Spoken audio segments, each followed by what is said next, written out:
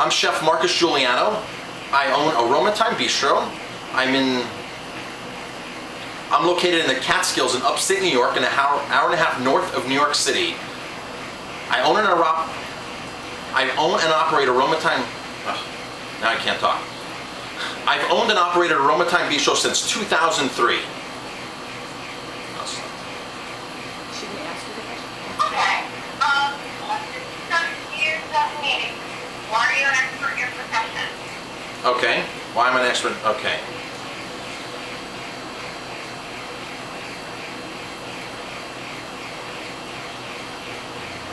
Hello? Yep, I'm here. Okay, so. Okay. Don't overthink it, just talk. Okay. So Alright, this was the only question I did not do because I thought we had already gotten this one done, so I focused on all the other questions. Just let it go. Just let it go. Okay. You're gonna really need to think on your feet, and Okay. that's the only thing you need to prove to me. Okay. Let it go, and just think on your feet. And Okay. somebody who, when you're a host and you're thrown into a surprise situation, Okay. you're confident enough and you can just roll with it. Okay, great. Love being a chef. Great. So I'm an expert in the field because I love being a chef. I've had a passion for this industry for so many years, and I get to live my passion every day. I get to work in my restaurant. I get to feel my restaurant. I get to do everything in my restaurant. I get to help. I have a great staff. I'm blessed to have a successful business for the last 10 years. I have a habit of retaining a lot of knowledge, so I get very, very technical. I love to analyze things. I love numbers. I love to research. I'm very All of this is fun. good. I want you to say, instead of thinking out I love, just say, I love and just asking them to cast you. You're saying, I know numbers, I know research, I can do this. You're getting in the face of these research and just being like, you're a freaking idiot, not to Okay. Alright? Okay. All right. All right. Good. All right. So I'll do that whole thing over? Yeah, might as well, right? Yeah. Okay, good. So I'm an expert in the field. I love being I did love again. All right, I gotta get rid of the word love. Okay. So I know numbers. I love to analyze. I love to research. I love to find new things. I love the restaurant industry. This is in me. I've been doing this since I was 14 years old. This feels like fun to me. Every day when I come to work, this is fun. This is my job. This is my passion. This is my life. Okay. Now I love the restaurant industry. I know the restaurant industry in and out. I have been here since I told. Let's look at this. Okay. I'm the owner of a restaurant. Who the fuck are you to come in here and tell me that you can run my restaurant better than I am? Who the fuck are you? Okay. Okay. That question. Okay.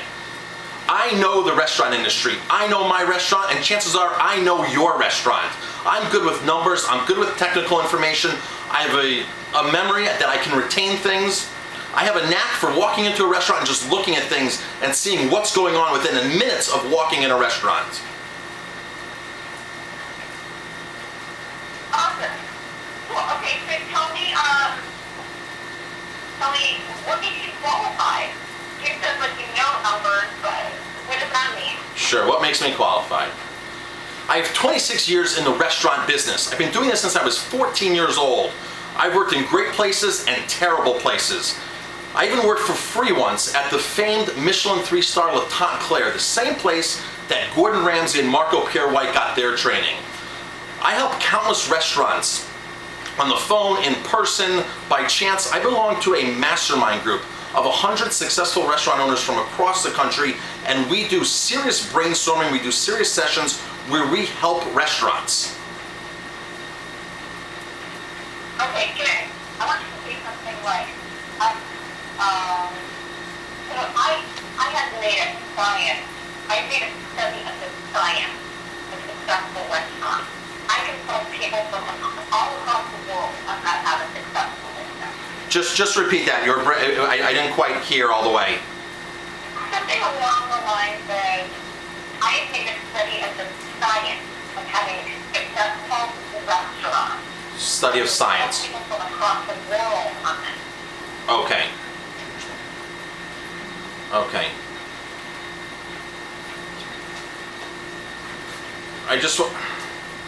Just repeat the question. I just want to make sure I understand. We're talking about helping people across the world, the science of restaurants? I'm just trying to get a sound bite. Oh, okay.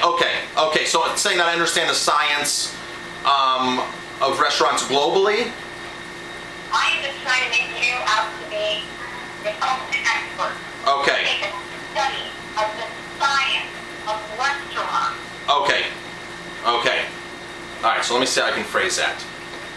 So, I know the science. That's exactly how I said it. Oh, okay. Study of the science of restaurants. I know this. Restaurants from across the world and how to make their restaurants successful.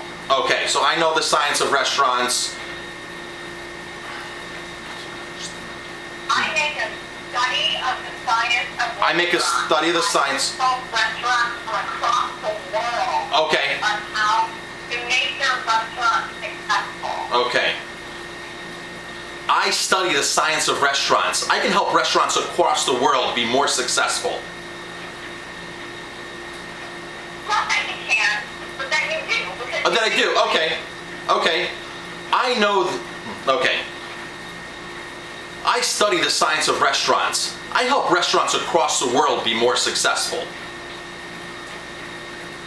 Okay, now tell me about this. You do. You make restaurants from across the world more successful. Do you travel there? You can go from online. But what would be a scenario that you think could really apply to this show? Remember what the show is about. You go in and you make a restaurant owner walk a mile in the shoes of his employees. Okay.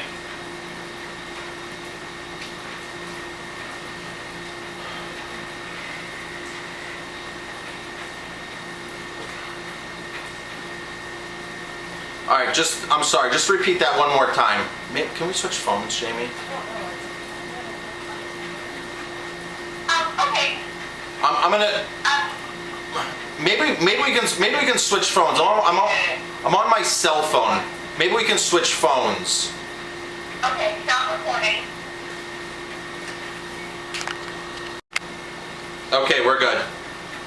Okay, so you can support restaurants from across the world, really? So what kind of experience do you have that can really help you help my restaurant? Perfect. So what kind of experience do I have to help these restaurants?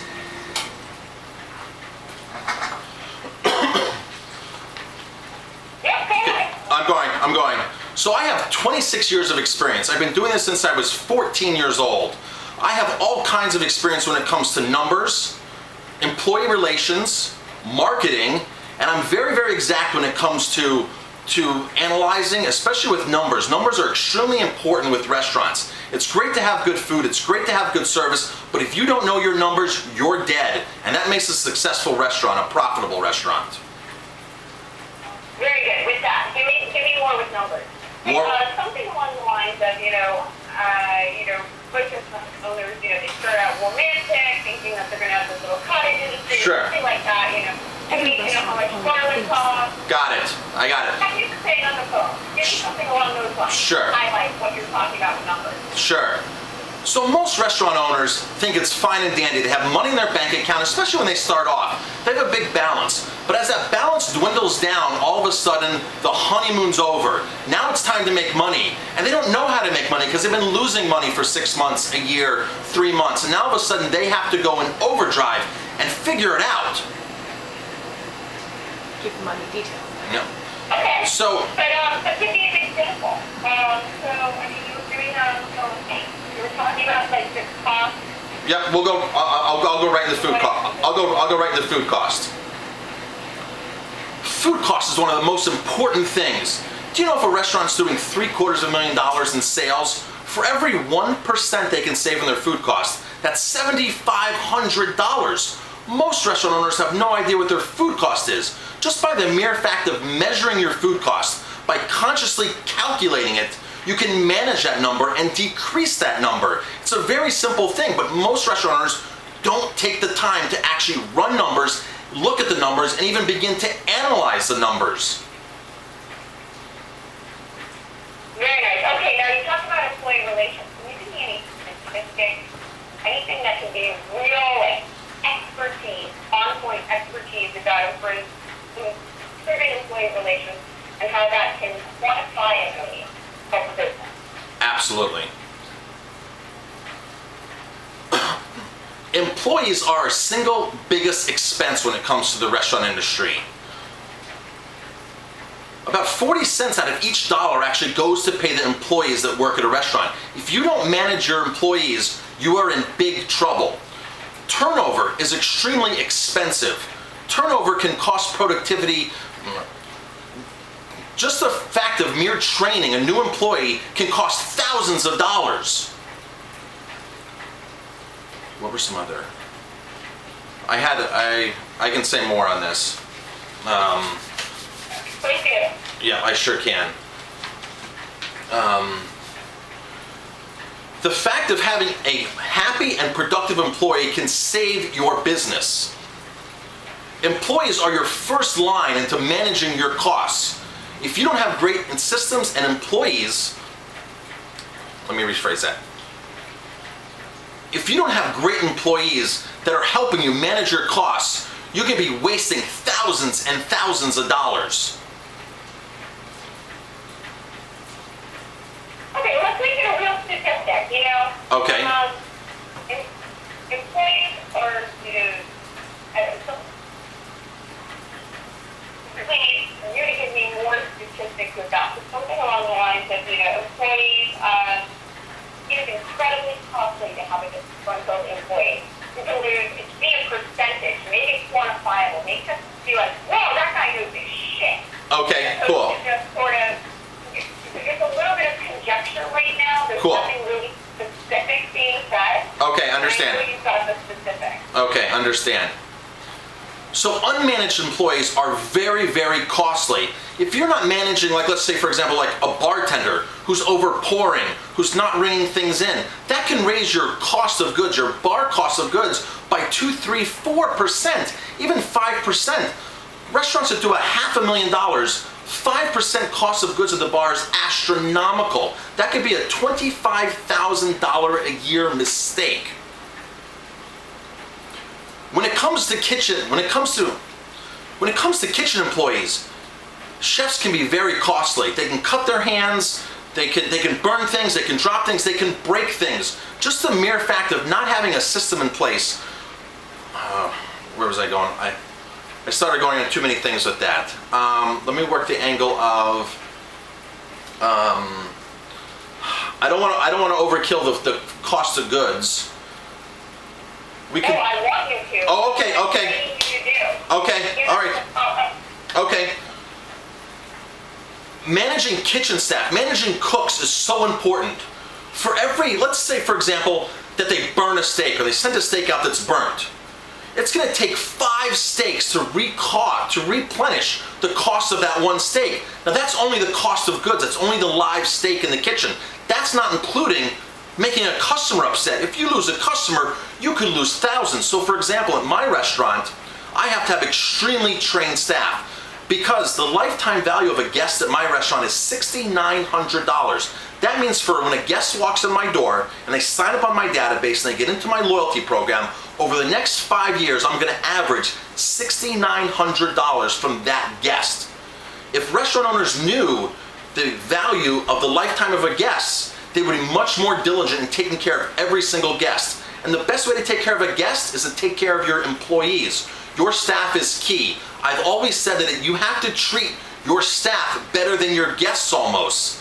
Because when you treat your staff good, they treat your guests great. And I know I couldn't afford to lose a customer, a guest, that's gonna spend $6,900 in my restaurant over the next 5 years.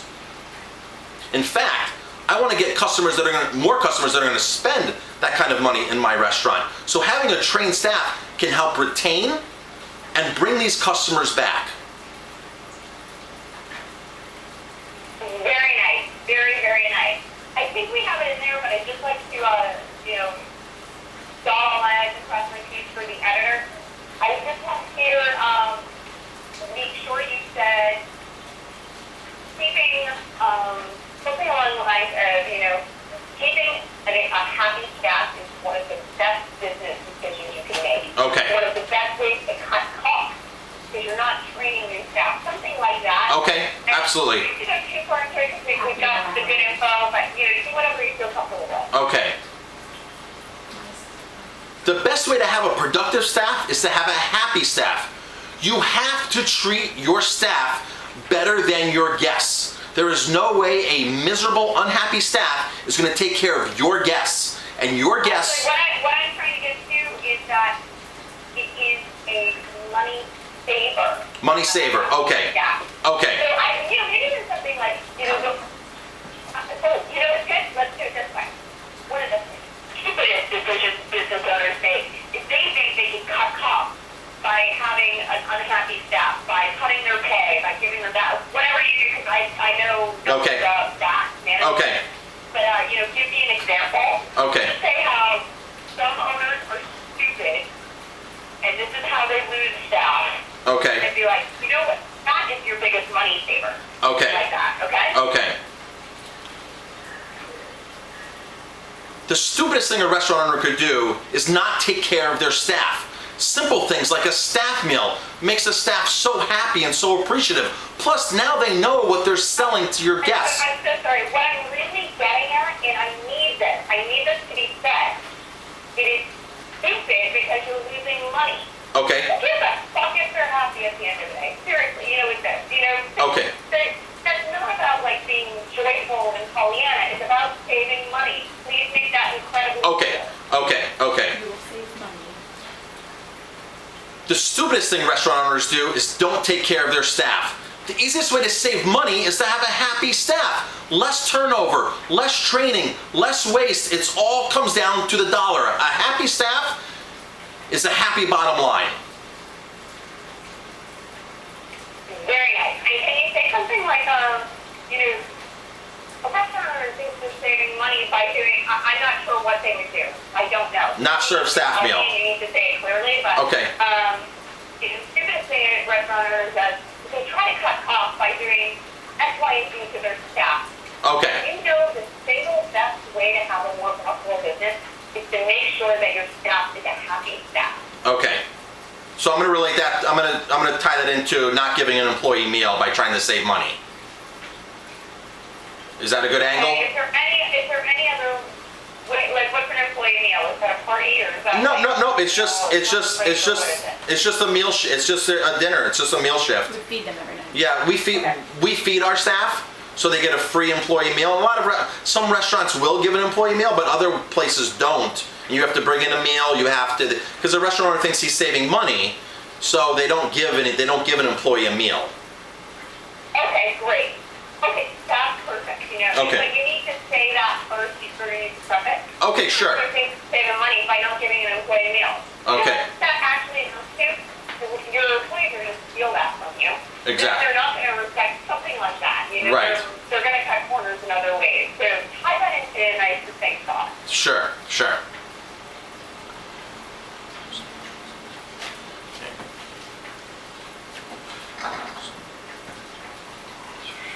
Just trying to think how I'm going to start. Okay, here we go. All right.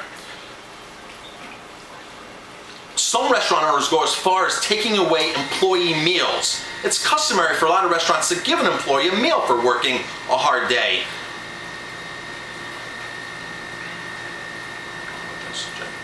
Okay. That was way. You can pause the camera for a minute. Okay. Turn it off. No, just pause. Just hit pause. Just pause. I don't know how to pause it. Just the record button is pause. Let's shut it off then. That doesn't shut it. Just.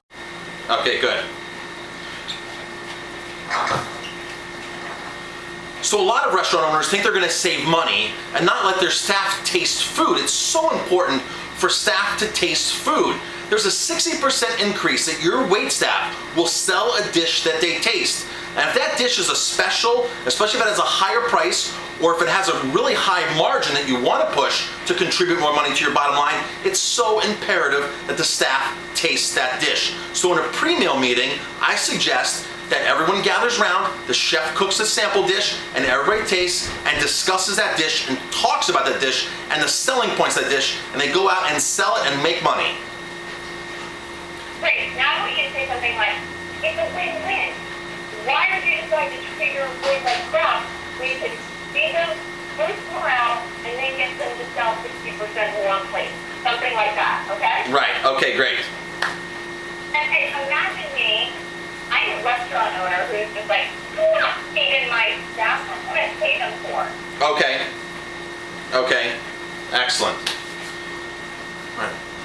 So as a restaurant owner, you have to have your staff taste the food. How can you expect for them to sell something that they haven't even tasted? How frustrating is it to go to a restaurant and have the staff not recommend a single thing? Customers want recommendations. Customers want to walk in the restaurants and be told what to eat. You have to guide a guest.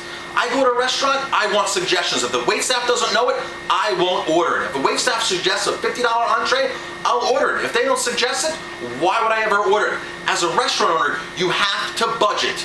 You have to budget for staff to taste food. You have to let them experience what the guest is going to experience. It's a no-brainer. If you're not doing it, it's a disaster.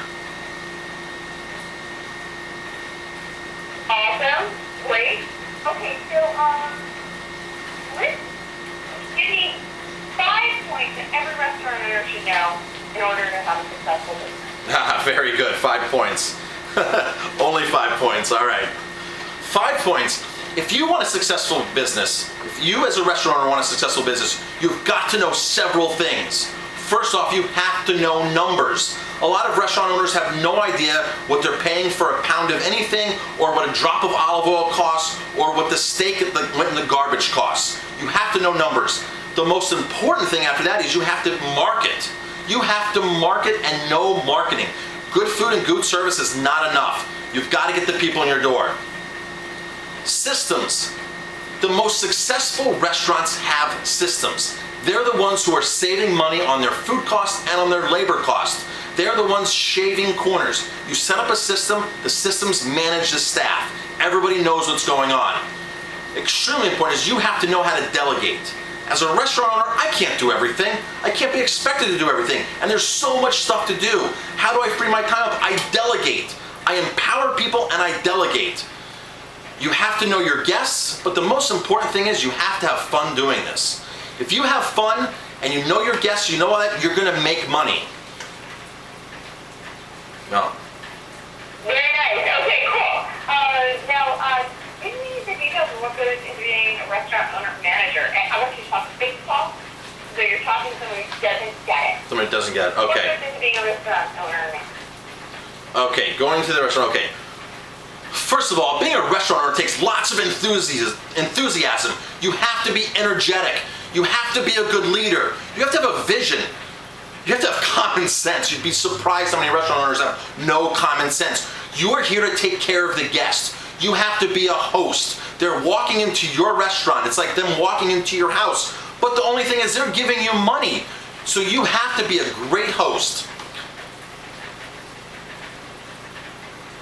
Okay. And wow, I want you to say, being a great host is that we have something online that, well, I'm a great host. I go out there, I say hi to people, but he may be discouraged. Sure. He may be, he may cut orders and give them crappy produce, something like that. What does it mean to be a good host? What does it mean to be a good host? Being a great host. Okay. I'm a great host at my restaurant. I talk with all of my guests. That's actually the fun part of my job. Being able to walk around the dining room, talk to guests that are now friends. Being able to be a good host, being able to relate to people. I love people. I'm a people person. When I get to sit with my guests, talk to my guests, and encourage my guests, I'm in heaven. Being a good host encourages your guests to come back. It encourages repeat business. People buy based upon relationships. It's a fact. You want to see the host. You want to see the owner. You want to have a good, when a guest walks into a restaurant, they want to have a good relationship with the server, with all of the staff. And not only am I a host, but I teach my staff how to host. It's so important that everybody on my staff represents my vision, my enthusiasm, and my mission. Very nice. And Tony, how important is the owner and the manager to business success? I'm sorry, say that again? How important is the owner and the manager to a business? How important is the owner and the manager? Okay, great. The owner and the manager is extremely important to any business, especially the restaurant business. Out of all the businesses, if anything can go wrong, it's going to be in our business. It's going to happen in a restaurant. As an owner, as a manager, you have to be visible to the guests, but the most important thing is you have to give direction. You have to set the vision. You have to set the system up. You have to do the guidance. You have to be a leader. You have to be all of that. And I'm not saying you have to work hard, you have to work smart. By setting up a system manages employees. I don't have time to walk around and micromanage every single employee. That's what a system's for. That's what working smart is for. That's how you work smart. You document things, you set up systems, you train staff. And that is the vision that comes from the management. The management being the owner. The management being the person who works directly with the owner. The person who's in charge has to have the vision and has to have the system. You have to be a systems person. What does that mean to be a systems person? What does it mean to be a systems person? Being a systems person means you're the one who sets examples, leads by examples, but really setting up a system is designed to be able to keep going without your presence, with your presence, behind your back. A system is designed to be able to manage a product, manage a system, manage employees. I can't show every cook every night that 4 ounces goes on, 4 ounces of cheese goes on a pizza. There has to be a system where every cook in the kitchen knows that 4 ounces of cheese goes on every single pizza. It has to be a restaurant-wide system that we serve a 6-ounce glass of wine. I can't train every employee who's serving wine by the glass how to pour wine. I have to set up a system where the system is in place to actually train. So a system can be a video, a system can be a logbook, it can be a picture, it can be a dummy glass behind the bar that's filled up with 6 ounces of water. So the staff knows every night that 6 ounces, that's the level that the wine gets filled up for our guests. A system can be many things. A system can be a manager that walks around with a checklist or goes by a checklist. A system can be a checklist that when an employee walks in every day, they have 10 things to do, they have 20 things to do. They have to initial it. Those are systems. By implementing systems, the staff is much more productive and much more effective. And of course, our staff is our largest expense. So let's talk about numbers. If you're doing $1.5 million in sales every year, which a lot of restaurants do that, for every 1% you can save on your labor, which is easy to do, by the way, by setting up a system, every 1% is $15,000. Are there any restaurant owners that could use an extra $15,000 in their pocket? Nobody would say no to that. But let's say you're a small restaurant. You're only doing $500,000 in sales. You don't think it's going to make an impact? 1%. 1% of $500,000 is 1% of $500,000 is $5,000. There's no restaurant owner in their right mind that's not going to pass up an extra $5,000 on their bottom line. And when you set up systems, you manage your staff, and your staff is efficient. And that's how you operate a successful restaurant. Great. Now, any tricks of the trade, anything that you can recommend, be as scientific, quantitative, and specific as possible. You started to do that with the last one, and I really like that. If you've got anything else, any more statistical information you can give me. Okay. All right. Let's see, there's so many examples. Okay, so what can people do so I'm sorry, so say it again, technically or specifically or both? Either one. Either one, okay, all right. if you're a restaurant owner and you don't have standardized recipes, what I mean by a standardized recipe is when a cook comes in to make an item, whether the cook's been there 5 years or 5 hours, they need to be able to open up a binder and look in the binder and see a picture of the dish with exactly what goes into that dish.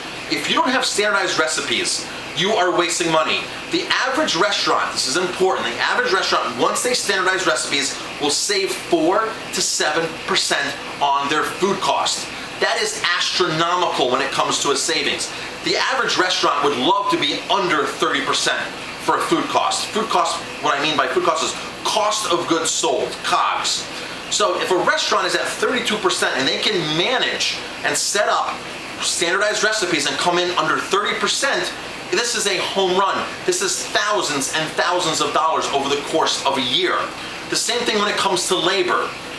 Now when it comes to food cost, you want to make sure that you have your food cost on paper, but then you want to know what your food cost is actually, because you can sell the same item all day long at a 30% food cost. But if your staff is throwing out 2-3 dishes every night, that 30% now goes to 33%. So what you have to do is you have to now run a projected food cost where you take everything you're selling, your whole sales mix on your menu. If you're selling 200 goat cheese appetizers, 300 burgers, 200 pizzas, know everything on paper what everything costs, and then figure that out based upon your sales. So on paper, your food cost should be 31%. Well, now you go and actually at the end of the month, you do your inventory, you get very specific, and you run a food cost.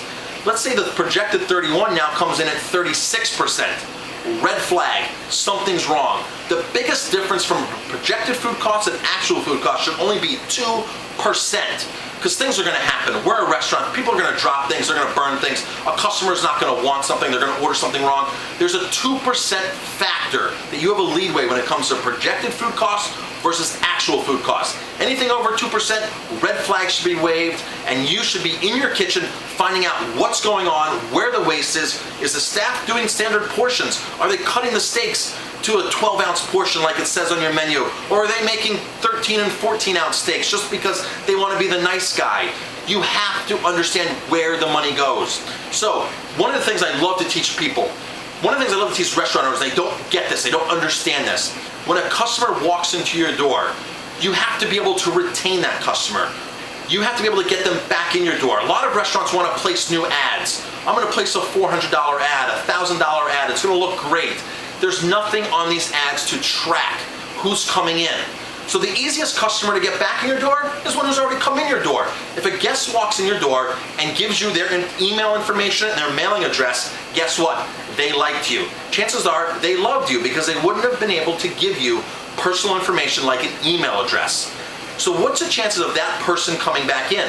Well, the statistics are customers, guests, love to hear from their favorite restaurant every 22 days.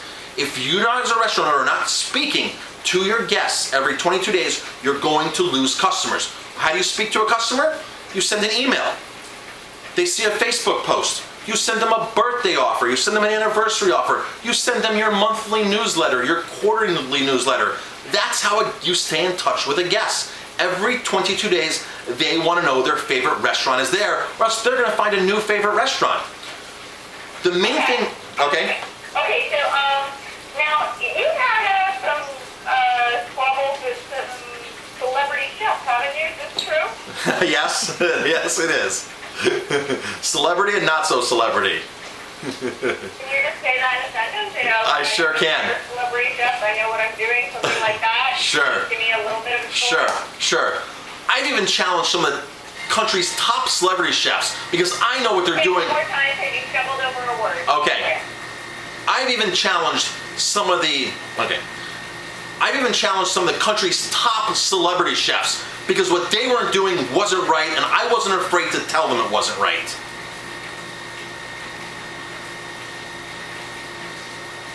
Okay. So, I mean, like, I want you to be like, you know, I have great confidence in my skills, you know. Okay. All right. Perfect. I can do that. I can do that. I just want to comfortable with you, okay? Okay. You want me to say his name or no? Yes, I do. Okay.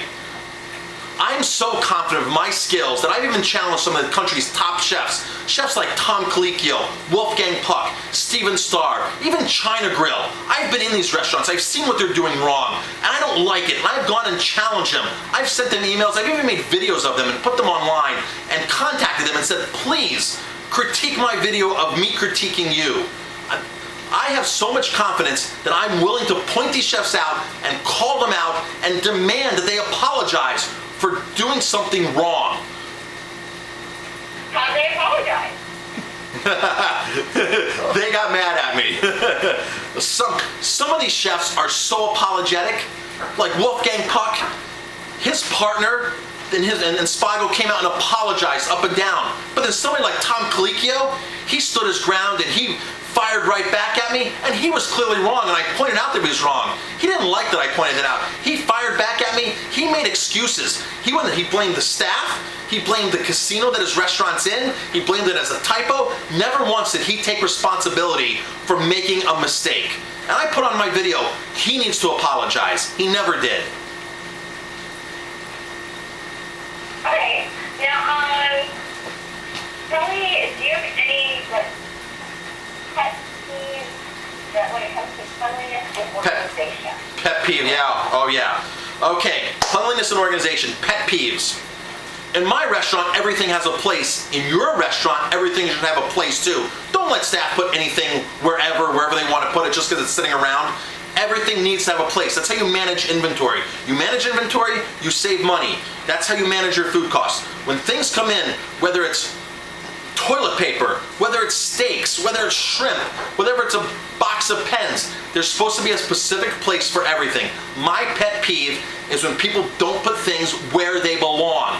It's not effective to manage costs, to go look for things. Imagine looking for steaks on a Saturday night when you're busy and somebody put the steaks in the wrong cooler and you can't find steaks. You're gonna all of a sudden 86 an item that you're selling for 45 bucks on your menu because somebody didn't put it in the right place.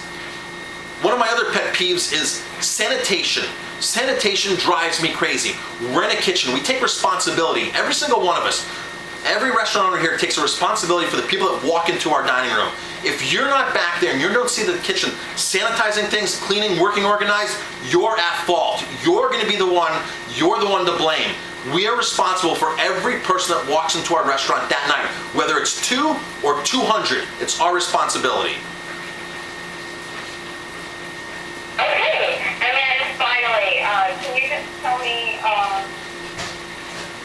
what are you going to bring to this show? How are you going to implement the concept? Absolutely. What am I going to bring to this show? All right. Do you want me to say like as if I'm chosen, or? Just tell me who you are. Okay. All right. So I am passionate, dedicated, and extremely technical. People can feel my passion. When they walk into the room, they start talking to me. People come into my restaurant because they want to talk to me. They want to learn. They want to experience something. They want an experience from me. Whether it's a conversation about genetically modified foods, whether it's a conversation about a new fancy gin, whether it's a conversation on really anything in the food realm, food politics, whether it's about a vineyard trip that I was on, about a new bourbon that we have. People want to know what's going on. They can feel my passion, they can feel my dedication, and passion and dedication go together. You can't have one without the other. And because I have passion and dedication, I tend to be a technical person, just a bit technical. One thing that I really love to do, one of my favorite things to do is to help people. I really feel, helping people is very important to me. When I see people that need help with picking a bottle of wine, or a cook that needs to learn new knife skills, or another restaurant owner that just needs to tweak a couple of... Let's just make it a quick thing, Andy, because we have to get off the phone. Okay. I love helping people. I love going into a restaurant and making it better. This is my passion, this is what I'm good at. I do it for people across the world. Just say that. Okay. So people feel my passion, they know that I'm great, they know that I'm great at things, and they come here to experience what I have to offer. No. See what I said. Okay, I'm sorry, say it again. No, but I love helping people. I love helping. Making restaurants better. I love helping people, I love making restaurants better. I'm a consultant, I make restaurants better, I love it. Okay. Like that. Okay. I'm going to try to get out there. Okay. Like helping restaurants. Okay, great. I I love helping restaurants. I can make restaurants better. I can help you succeed. I can help restaurants. We're done. Okay. You can stop recording and you can upload that footage. I am dedicated to helping restaurants and making restaurants better.